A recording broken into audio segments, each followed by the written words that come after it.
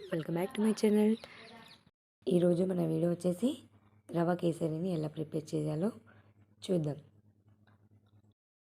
1 cup రవ్వ, 3 కప్పుల వేడి నీళ్ళు,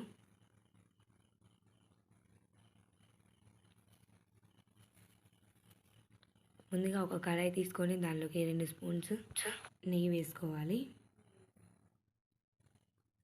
డ్రై ఫ్రూట్స్ వేసి చక్కగా దూరగా వేయించుకోవాలి.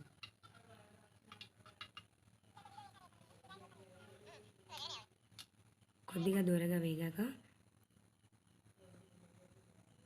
రవ్వ వేసుకోవాలి.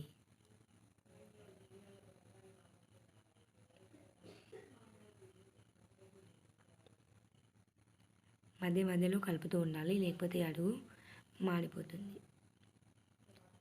ఈ కన్సిస్టెన్సీ వచ్చాక కొద్దిగా వాటర్ వేస్తూ చక్కగా కలుపుకోవాలి. లేకపోతే గడ్డ కట్టుకుపోతుంది. ఈ కన్సిస్టెన్సీ వచ్చాక 1 కప్పు చక్కెర వేసుకోవాలి. చక్కగా కలుపుకోవాలి.